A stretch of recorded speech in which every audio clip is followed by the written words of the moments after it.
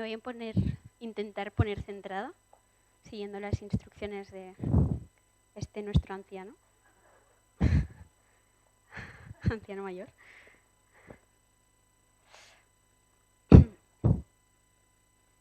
Tot el que veureu en aquest programa ha passat.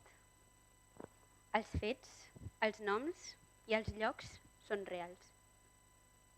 En algunes descripcions, aquest programa podría ferir sensibilitats. Esta es la intro de un programa que se ha hecho muy famoso de TV3, que se llama Crims. Y preparando el pasaje de hoy, me hacía pensar en esta intro, sobre todo en la parte que dice en algunes descripcions aquest programa podria ferir sensibilitats. Porque este texto que nos toca hoy es un texto muy complicado, es un texto muy duro y es un texto que me ha costado mucho no solo estudiar, sino también pensar cómo os lo explicaba. Y me ha costado por dos razones principalmente. Primero porque este texto nos pone de frente con aspectos del carácter de Dios que o no nos gustan o nos incomodan o que nos gusta eliminar y poner de lado. Y segundo, porque el mensaje que nos toca hoy es un mensaje muy duro, es un mensaje de juicio. Y cuando encontramos este tipo de mensajes en la Biblia, tanto en nuestro estudio individual como en nuestro estudio colectivo, como puede ser una predicación, yo creo que suelen pasar dos cosas. Perdón si el micro bufo. Suelen pasar dos cosas. Primero, lo miramos, decimos, ¿esto qué es? No me gusta. Volvemos a abrir el baúl de donde ha venido normalmente un texto del Antiguo Testamento, lo ponemos, lo cerramos, nos sentamos encima para que no vuelva a salir. Y la segunda cosa que solemos hacer es que pasamos de puntillas y corriendo por estos mensajes de juicio y duros. Nos vamos corriendo a la cruz, a la gracia, donde podemos respirar tranquilos y donde vemos un Dios de amor, el Dios que nos gusta, ¿no? Y hoy no podemos hacer eso porque todo el texto está en esta parte que nos gusta pasar de puntillas y corriendo. Y vamos a mirar a la cruz y a la esperanza futura, porque sin eso no tiene sentido nuestra fe. Pero nos vamos a quedar marinando en este juicio que nos incomoda, porque hay cosas que necesitamos oír. El juicio precede la gracia y el juicio da sentido a la gracia.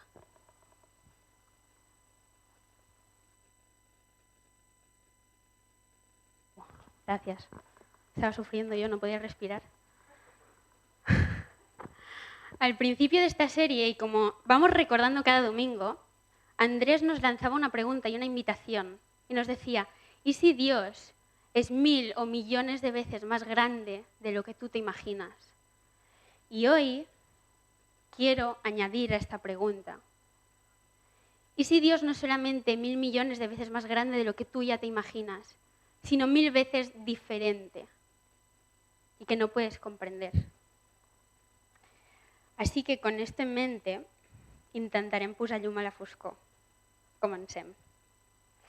Y antes de leer el pasaje, solo recordar que nos encontramos en el exilio de Israel en Babilonia. Y Ezequiel es un profeta que está llamado a anunciar el juicio que viene a Israel a la gente que ya está en el exilio en Babilonia. Y es un mensaje de advertencia. Y el pasaje, que son los capítulos 4 y 5, se divide en dos grandes partes. Primero, el capítulo 4 y el principio del 5 es un teatrillo, una representación, porque recordemos que Dios había enmudecido a Ezequiel y solo podía hablar cuando tenía una palabra directa de él. Entonces, dramatizaba con teatrillos lo que él quería decir. Y primero encontramos la representación y luego nos explica lo que esta representación representa. Así empezamos con los dos primeros versículos del capítulo 4, y yo voy a leer en NBI. Dice, hijo de hombre, le dice Dios a Ezequiel, toma un ladrillo y ponlo delante de ti y dibuja en él la ciudad de Jerusalén. Acampa a su alrededor y ponle sitio. Levanta torres de asalto contra ella y construye una rampa que llegue hasta la ciudad. Instala máquinas para derribar sus murallas. Toma una plancha de hierro y colócala como muro entre tú y la ciudad. Y fija tu mirada contra ella. De esa manera quedará sitiada. Tú mismo la sitiarás. Y eso les servirá de señal a los israelitas.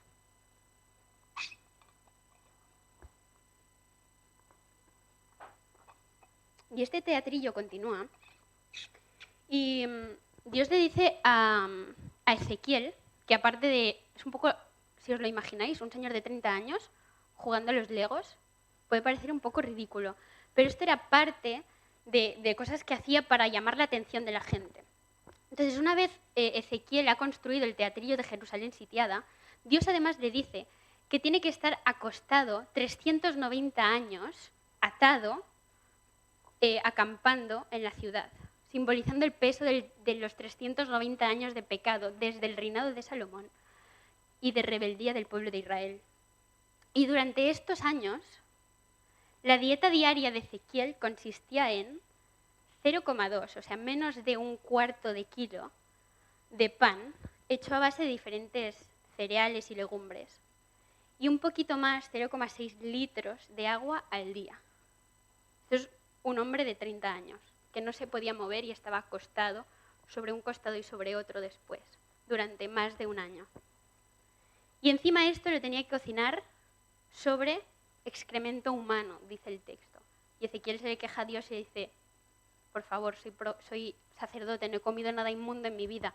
Y Dios le dice, vale, lo puedes cocinar sobre caca de buey en vez de caca humana. Pero esto simula la escasez que Jerusalén va a vivir durante el sitio. Y si nos vamos imaginando el aspecto de Ezequiel que va cambiando a lo largo de este año, se va quedando raquítico, menguado, deshidratado. Sus músculos pierden vigor, pierden fuerza porque está todo el año recostado. Debe tener heridas en los costados. Y el teatro continúa en el capítulo 5. Los 5 primeros versículos dice, tú, hijo de hombre, toma ahora una espada afilada, úsala como navaja de afeitar para raparte la cabeza y afeitarte la barba. Toma luego una balanza.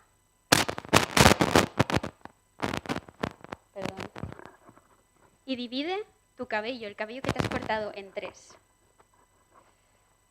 Una tercera, cuando se cumplan los días del sitio, quemarás en medio de la ciudad una tercera parte de este cabello. Otra tercera parte la cortarás con la espada alrededor de la ciudad. Yo me imagino como el juego este del Fruit Ninja. Y una tercera parte, muchas gracias. Y la parte restante la esparcirás al viento. Yo por mi parte, dice Dios, desenvainaré la espada y perseguiré a sus habitantes. Así que Dios sí que está diciendo que este castigo viene de parte de mí. Soy yo el que estoy desenvainando la espada. Sí, a lo mejor viene en manos de los babilonios, pero esto es un juicio y un castigo que viene de mi parte. Toma algunos de los cabellos restantes y átalos al borde de tu manto. Luego toma los otros pocos y arrójalos al fuego para que se quemen. Desde allí se extenderá el fuego sobre todo el pueblo de Israel. Así que además de raquítico y falta de músculos y deshidratado y mudo, Ezequiel ahora está afeitado, de cabeza y de barba. ¿Y por qué es importante esto? ¿Por qué Dios le dice a Ezequiel que se afeite? Porque cuando Dios entra en pacto con el pueblo de Israel en Éxodo, Dios le dice, vosotros seréis mi reino, seréis para mí un reino de sacerdotes. En otras palabras, seréis mis representantes a los hombres y una nación santa. Israel estaban llamados a no solo ser una nación santa con unas leyes diferentes que les diferenciaba del resto de naciones, sino que estaban llamados a, por medio de eso, representar a Dios a las otras naciones y que las otras naciones supieran que Él es el Dios verdadero. Y para un sacerdote, y Ezequiel aquí en el teatrillo estaba representando a Jerusalén, que iba a quedar raquítica, para un sacerdote estaba prohibido afeitarse. Y el afeitarse le despojaba de su título sacerdotal. En otras palabras, Dios aquí está diciendo: Israel, no me has representado, no me puedes representar al resto de naciones. Y les está despojando de ese título, de esa bendición, de ese privilegio que Israel tenía para el resto de naciones. Y también una profunda humillación. No sé si tenéis la imagen mental, pero era por esto que los nazis durante la Segunda Guerra Mundial rapaban en parte a los judíos en los campos de concentración. Así que con esta imagen de un Ezequiel rapado, despojado de su título sacerdotal, raquítico, hambriento, sediento, es que luego pasa en el capítulo 5 a explicar qué es exactamente lo que esto representa, este teatro representa. Y primero expone la acusación y el veredicto, y después expone la sentencia. Y la acusación la encontramos en el capítulo 5, de los versículos del 5 al 7. Versículo 5 dice: Así dice el Señor Omnipotente, esta es la ciudad de Jerusalén. Esto que tú tienes en este ladrillo es la ciudad de Jerusalén. Y yo la coloqué en medio de las naciones y de los territorios alrededor. Yo la coloqué en medio de estas naciones, y geográficamente y Jerusalén e Israel estaban en el medio de su mundillo en ese momento, porque tenían a Egipto, que era una gran potencia a un lado, tenían a Babilonia en otro lado, y estaba en el centro físicamente. Pero sobre todo, te coloqué en medio de estas naciones desde un punto de vista teológico, para que así sepan que yo soy Dios. Y esta es una frase que encontramos una y otra vez en el Antiguo Testamento. Y para que fueran bendición para el resto de naciones. Cuando Dios habla con Abraham y escoge a él y a su descendencia, le dice: por ti serán benditas todas las familias de la tierra. Así que Dios les había llamado a ser canal de bendición, a ser sus representantes y a ser una nación santa. El versículo 6 sigue. Dice: a pesar de que yo te coloqué y te di este espacio de privilegio, ella se rebeló contra mis leyes y decretos con una perversidad mayor que la de las naciones y territorios vecinos. En otras palabras, rechazó por completo mis leyes y decretos. Y es que el medio por medio del cual, valga la redundancia, Israel estaba llamado a ser diferente que el resto de naciones era por medio de la ley. Dios en el Pentateuco les había dado un seguido de leyes para que ellos vivieran de una manera santa, diferente, moralmente superior al resto de las naciones, y por medio de eso dar a conocer a Dios. Pero Dios les dice: no es que habéis roto todas las leyes que os di y no las habéis seguido, mucho peor, habéis adoptado las costumbres de otros pueblos e incluso habéis ido más allá. Vuestra perversidad, si vuestra moralidad debía estar por encima del resto de naciones para ser de ejemplo, no es que os habéis puesto al mismo nivel, sino que habéis bajado. Sois peores que el resto de naciones. Y esto durante 4 siglos, 390 años que hemos visto que Ezequiel ha estado recostado representando el pecado de Israel. O sea, Dios no está diciendo y dando este mensaje de castigo de un día para otro. El pueblo de Israel lleva 400 años en rebeldía y ha llegado el momento cuando Dios ha dicho: ya no más. En el versículo 7 dice: por eso yo, el Señor Omnipotente, declaro: vosotros habéis sido más rebeldes que las naciones de vuestro alrededor. No habéis seguido mis decretos ni obedecido mis leyes. Ni siquiera os habéis sujetado a las costumbres de esas naciones. Y no sé si en este punto a lo mejor habéis empezado a desconectar un poquito. Porque no paro de hablar del pueblo de Israel. y suena un poco a novela oscura de ficción antigua. ¿Y qué tiene que ver esto con nosotros? Como Rubén apuntaba en la presidencia, nosotros como la Iglesia de Cristo tenemos el mismo llamado que el llamado que tenía Israel en aquel momento. En 1 de Pedro 2:9 dice: pero vosotros, la Iglesia, vosotros, Camibel, sois linaje escogido, real sacerdocio, nación santa, pueblo que pertenece a Dios. ¿Para qué? Para que proclaméis las obras maravillosas de aquel que os llamó de las tinieblas a la luz admirable. Así que este texto, aunque lo cuenta Ezequiel en el exilio en Babilonia en la antigüedad, aún aplica a Camibel del siglo XXI, porque tenemos exactamente el mismo llamado que tenía Israel en aquel momento, y es de representar a Dios, a las personas que nos rodean. Y no sé cuál es tu relación con el pecado. No sé si eres como Israel, que estás en completa rebeldía, que te da absolutamente igual lo que Dios diga de cómo tienes que vivir,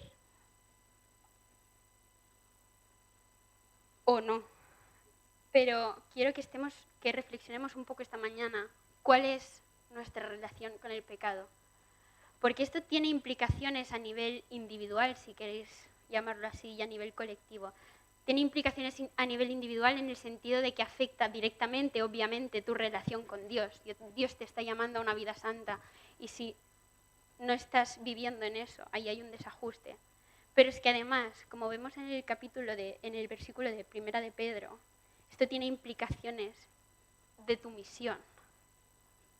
Porque estás llamado a proclamar las obras maravillosas de aquel que os llamó de las tinieblas a la luz admirable. Y cómo te relaciones con el pecado va a impactar directamente cómo puedas tú ser canal de bendición y de ejemplo para otros. Así que no sé cuál es tu relación con el pecado. Es posible que tengas una relación de conveniencia con el pecado. Y de conveniencia quiero decir que hay pecados que tú reconoces y que pues, en esos aspectos no caes en pecado, pero hay otros pecados que no te conviene prestar atención a ellos y pones excusas para enmascararlos y para no dejar que Dios trabaje en esas áreas de tu vida. Es posible que te consuma escalar posiciones sociales y dejas que la avaricia sea la que te guíe, pero le enmascaras con que tienes mucha motivación laboral o que quieres proveer lo mejor para tu familia, cuando sabes que lo que más necesitan es tu tiempo y atención. Igual eres una persona muy agarrada con tu tiempo, con tu dinero, con tus recursos. Pero, claro, es que tenemos que cuidar de nosotros mismos. Me tengo que cuidar, necesito tiempo para mí. Tengo que descansar y luego si eso, me fijaré en otras personas. Igual abusas de tu poder con tus hijos y los controlas y lo enmascaras con queriendo ser una madre o un padre protector. Igual miras a un chico o a una chica con lujuria, pero no pasa nada porque eres virgen y planeas llegar virgen hasta el matrimonio. Igual cuando estás solo en tu estudio o en tu habitación, a veces, solo a veces, miras porno. Pero no pasa nada, porque no estás siendo infiel a tu mujer o a tu marido. Y solo es de vez en cuando. Igual tienes una relación muy poco sana con el dinero y lo gastas en maneras que tú sabes que si a lo mejor indagas un poco más no está del todo bien. O al revés, no lo gastas, lo pones todo en el banco y lo dejas allí porque quieres acumularlo. Pero no pasa nada, porque diezmas regularmente. Igual te burlas de otras personas y las denigras, pero no pasa nada porque no lo haces a su cara y lo haces en clave de humor para ser gracioso. Igual esto pasa de una manera inconsciente o consciente, pero al final prefieres que Dios no se meta en estas áreas de tu vida, porque ya te va bien, tienes una relación conveniente con el pecado. Y hay una frase de una canción de Fito que me gusta mucho, porque todas las canciones son bastante iguales las de Fito, pero son bastante temazos. Y hay una frase en una canción que dice, no sé si la voy a cantar, Virgen de la locura, nunca más te voy a rezar, que me he enterado de los pecados que me quieres quitar. A lo mejor no te quieres rendir a Dios en oración, porque sabes que va a tocar esas zonas de tu vida donde escuece. O a lo mejor esta no es tu relación con el pecado, a lo mejor hay un pecado que te está consumiendo. Y que piensas que si alguien de esta sala supiera que tú vives con ese pecado, no te aceptarían. Y piensas lo mismo de Dios. Y eso te aísla. Y le da poder a ese pecado y permite que te atrape todavía más. Igual estás luchando con este pecado, pero es posible que hayas llegado al punto en el que te has dejado vencer, como hizo el pueblo de Israel.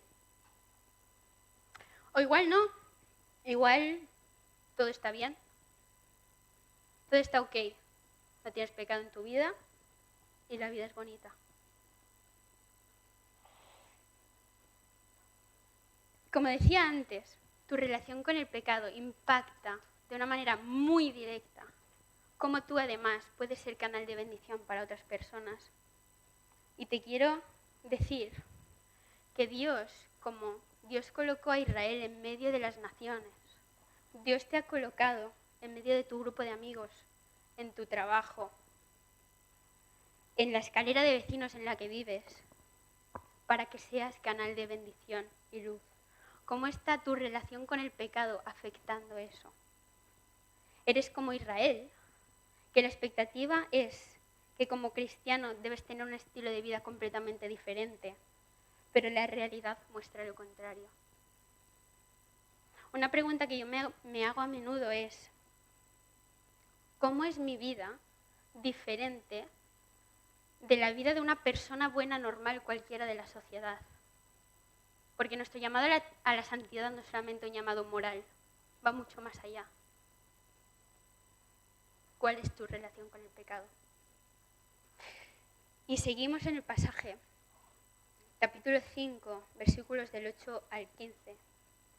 Y en estos versículos vemos que la relación casual que tenía Israel con el pecado, la relación de conveniencia, tenía unas consecuencias.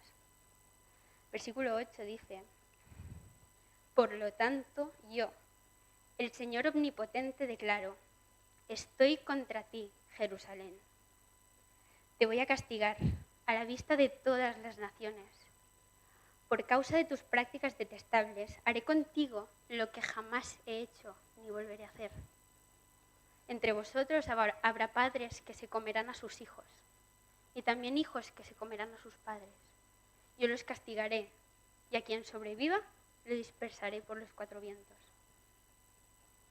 Por esta razón, yo, el Señor Omnipotente, juro por mí mismo, como vosotros habéis profanado mi santuario con vuestros ídolos repugnantes y con prácticas detestables, y vamos a ver estas prácticas detestables con más detalle en el capítulo 8, creo que le tocan a Cor, yo os destruiré sin misericordia y sin piedad. Y aquí pasa a interpretar las 3 partes, no sé si os acordáis, que cuando se afeitó el pelo, tenía que dividir el pelo en 3 partes y hacer diferentes cosas. Aquí es donde pasa a interpretar qué significaba eso. Versículo 12 dice, una tercera parte de tu pueblo morirá en tus calles por la peste y por el hambre. Y esa es la parte del pelo que Ezequiel tuvo que quemar. Y esta es una consecuencia natural que pasaba en las ciudades de la antigüedad cuando eran sitiadas. Obviamente, si el enemigo está todo alrededor de la ciudad, no puede entrar ningún tipo de comida ni abastecimiento. Entonces la gente muere por hambre y por enfermedades, por la peste. Otra tercera parte, caerá filo de espada en tus alrededores, porque cuando salgan está el enemigo ahí esperando. Y la tercera parte restante la dispersaré por los 4 vientos. Yo desenvainaré la espada y perseguiré a la gente. Entonces se apaciguará mi ira. Mi enojo contra ellos será saciado y me daré por satisfecho. Y cuando en mi celo haya desahogado mi enojo contra ellos, sabrán que yo, el Señor, lo he dicho. Y sigue. Yo te convertiré en un montón de ruinas, te haré objeto de burla de todas las naciones que te rodean. Todos los que pasen junto a ti y lo verán.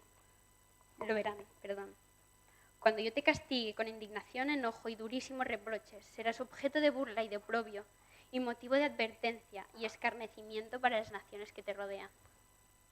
Yo, el Señor, lo he dicho. ¿Cómo nos quedamos con este texto?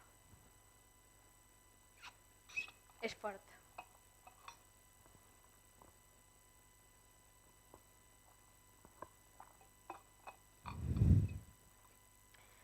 Y aquí es donde nos encontramos de cara con un Dios que es muy distinto al Dios que tenemos a menudo en nuestras mentes. Y esto nos choca. Y aquí cortocircuitamos, volvemos a abrir el baúl de Ezequiel, dejamos el pasaje que se vaya para allá o nos vamos corriendo a la cruz. Pero es importante que leamos estas cosas. Y pensando en por qué nos cuesta o me cuesta a mí leer pasajes de este tipo, pensaba que es que nos creemos muchas mentiras sobre Dios. Tenemos una imagen muy distorsionada de quién es Él.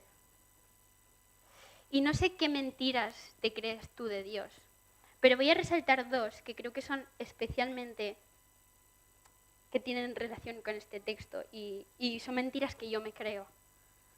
Primero, muchas veces pensamos que Dios es un Dios que siempre te ha de hacer sentirte bien. Que Dios es como un amigo invisible que actúa como una botellita de agua caliente en un día de invierno, que siempre te sientes a gusto y arrapado y descansado en su presencia. Es un Dios que nunca te confronta. Y esto es una mentira. Esto podría ser verdad, pero el único problema que tenemos con esto es toda la Biblia. Dios nos confronta porque nos quiere y porque nos ha llamado a la santidad. ¿Tu Dios es un Dios que es una botellita de agua caliente? La otra mentira que yo me creo es que como Dios es santo, y esto lo sabemos, ¿no? Santo, santo, santo. Como Dios es santo, eso significa que Dios es como una proyección de la mejor persona que yo me podría imaginar. Pero que Dios sea santo no significa eso. Significa muchísimo más. La santidad de Dios marca su naturaleza completamente y radicalmente diferente. Y cuando pienso en la santidad de Dios hay una imagen que no es perfecta, pero que me ayuda un poquito a comprenderlo, y es la imagen del fuego. No sé si os pasa, sé que a Isaac siempre le pasa. Siempre que veo a Isaac delante de un fuego, se queda así. Pero 2 horas se puede quedar, ahí. El fuego es algo que nos hipnotiza un poco y despierta en nosotros esta respuesta de ¡buah! El fuego es algo muy bueno que ha permitido muchísimos avances a la humanidad. Nos trae calor, nos permite cocinar alimentos. Pero el fuego puede ser destructivo y muy peligroso. Yo no me relaciono con el fuego de cualquier manera.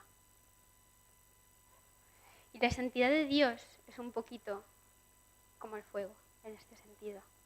Es muy bueno, es muy buena, pero cuidado. Y estas dos partes del texto, la primera parte sobre la acusación y el veredicto, y esta segunda parte sobre la sentencia, están íntimamente ligadas, no solamente porque son dos partes de un juicio, sino yo creo que para nuestras mentes modernas, que no somos israelitas en el exilio en Babilonia, tienen una conexión muy importante, que tiene que ver con estas dos preguntas que os he lanzado. ¿Cuál es tu relación con el pecado? ¿Y qué mentiras te crees de Dios? Porque la relación que tú tengas con el pecado revela directamente las mentiras que tú te crees de Dios. Si tú te crees que Dios es un Dios botellita de agua caliente, obviamente vas a tener una relación conveniente, casual con el pecado, porque Dios es un Dios que está ahí para hacerte sentir bien y para confortarte y nunca confrontarte. Y no me voy a meter en el pozo que es discutir las implicaciones éticas sobre la ira de Dios que vemos en el Antiguo Testamento, porque estaríamos aquí hasta junio, y yo no sé tanto. Pero sí que no quiero acabar la exposición de este pasaje ignorando algunas cosas muy fuertes que hemos leído. Y quiero hacer unas breves puntualizaciones. Primero quiero decir que Dios no es Hulk. Dios no es una persona perfectamente normal, que de repente ha habido algo que le ha tal y se ha vuelto en Hulk y ha empezado a destruir todo. Recuerda que el pueblo de Dios ha estado 400 años escupiéndole a la cara, para hablar claro, y que habían estado llamados a representarle a las otras naciones. ¿Y qué haríais vosotros si fuerais el presidente de un país y tuvierais un embajador en Rusia o en Suiza y este embajador estuviera siempre borracho, no representara para nada los valores de tu país? Ha llegado el punto en el que Dios tiene que cortar y despojar a Israel de este lugar de privilegio. Y este pasaje no se puede entender de una manera independiente del resto de la narración bíblica, de lo que viene antes y de lo que viene después, porque no es la nota final. Otra cosa que quiero decir es que la ira de Dios no es la ira humana. Cuando Dios se enfada no es porque cuando yo me enfado de una manera irracional y le digo tonto a mi hermano. La ira de Dios en la Biblia la encontramos siempre ligada a dar a la gente, a dejar que la gente viva las consecuencias y sufra las consecuencias de su propio pecado.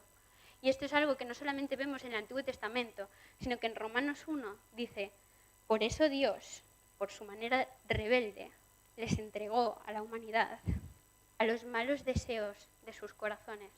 La ira de Dios no es algo que pasa de una manera irracional y desconectada de los hechos, sino que pasa como consecuencia a los pecados de la gente.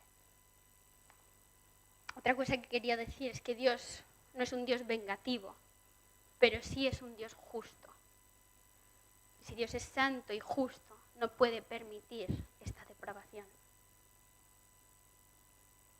Y lo último que quiero decir en este sentido es que Dios castiga a Israel y de una manera durísima, como vemos en el pasaje, pero jamás rompe su promesa. Dios ha prometido a Israel que será canal de bendición para todas las naciones. Y más adelante en la historia vemos primero que sí que es verdad que una parte del pueblo de Israel puede volver a Israel y hay una reconstrucción en ese momento histórico para entendernos. Pero es que además Dios envía a su Hijo por medio de la descendencia de Israel, que será la bendición final para todas las naciones. Perdón, es que tengo tics nerviosos. Gracias. Dios castiga a Israel, pero nunca deja de cumplir su promesa. Y ya, para acabar, quiero acabar con algunas conclusiones. Y no sé cuál es tu relación con el pecado. Es posible que el mensaje de juicio de hoy y el mensaje tan duro de castigo no era lo que tenías que escuchar. A lo mejor algunas cosas de las que has leído en este pasaje o algunas de las cosas que he dicho te han hundido más en tu miseria y te han aislado más en tu pecado o en tu sufrimiento. Pero como he dicho antes, esta no es la nota final de la historia.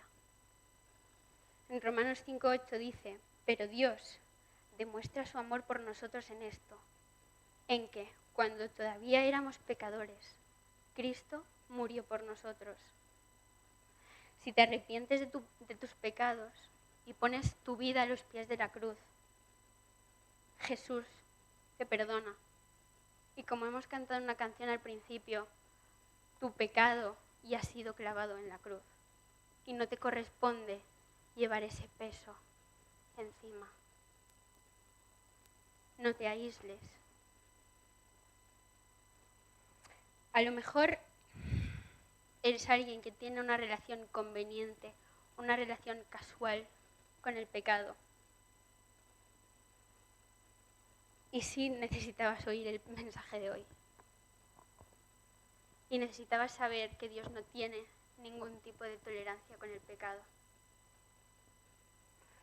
Y creo que es la conclusión o la aplicación más frecuente cuando predico, que ya esto he predicado 3 o 4 veces. Pero si ese es tu caso, te invito a que tengas tiempos de confesión íntimos delante de Dios. Él te restaura. Los momentos en los que yo me he sentido más cerca de Dios, muchos de ellos, han sido llorando de rodillas delante de Él, sabiéndome completamente rota y pecadora, delante de este Dios santo, santo, pero que envía a su Hijo a morir por mis pecados y me quiere a su lado.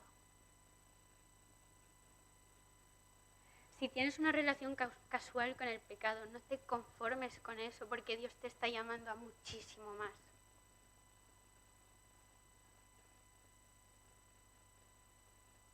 Y por último, a lo mejor eres una de esas personas que está ok, que su relación con el pecado pues no tiene ningún problema, porque obviamente no tiene ningún tipo de pecado en su vida. Creo que no hace falta que lo diga, pero esto es una lucecita de alerta. Jesús dijo que Él vino a salvar a pecadores, porque los sanos no necesitan médico. Y si no te sabes pecador y no te sabes tu condición, ¿cómo vas a aceptar y apreciar el amor y el perdón de Dios? Así que si piensas, si eres soberbio y piensas que no tienes pecado en tu vida, hay un Salmo 139, que puedes hacer tu oración en esta mañana y que dice, examíname, oh Dios, y conoce mi corazón. Pruébame y conoce mis pensamientos y ve si hay en mí camino de perversidad y guíame en el camino eterno. Y ahora voy a dejar unos minutos de silencio y quiero que te plantees y des respuesta a estas preguntas. ¿Cuál es tu relación con el pecado? ¿Cómo esta relación con el pecado está afectando tu relación con los demás y el que tú seas luz a la gente que te rodea?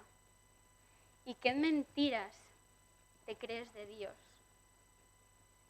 Y después de unos minutos voy a cerrar en oración.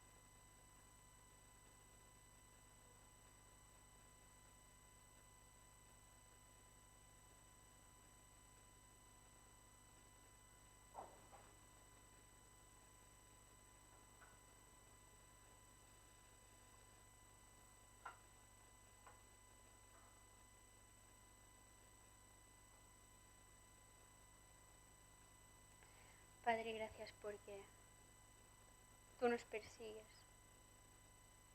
Gracias porque tú eres fiel a pesar de que nosotros no lo seamos. Te pido que ensanches nuestro entendimiento de quién eres tú, Señor. Que nos ayudes a percibir tu santidad con más claridad. Que nos quedemos atónitos delante de tu bondad, delante de tu compasión. Pero que eso no nos dé licencia para vivir nuestras vidas como nos dé la gana. Padre, gracias porque tú nos prometes que nos perdonas. Gracias porque nos permites una y otra vez volver a ti. Pero te pido que también nos ayudes a entender y nos des esa misma intolerancia que tú tienes por el pecado. Ayúdanos a ser tu nación santa, Señor. Ayúdanos a ser tus manos y tus pies en nuestras casas, en nuestros institutos, universidades, trabajos, con nuestros vecinos, amigos. Señor, que el pecado de nuestra vida no contamine ese canal de bendición. Sobre todo, Señor, te pido que nos ayudes a vivir rendidos delante de ti. Y que el saber que tú eres el Dios creador y nosotros las criaturas nos libere. El saber que tú nos amas a pesar de nuestro pecado nos libere y nos dé ese gozo para vivir en la esperanza a la que tú nos has llamado. Te pido que dejemos que el Espíritu Santo venga como una lupa, con una luz potente, con un foco, a iluminar nuestros pecados, Señor. A traerlos a la luz, a ponerlos delante de ti, Señor, y sentirnos completamente rotos, pero restaurados por ti. En el nombre de Jesús. Amén.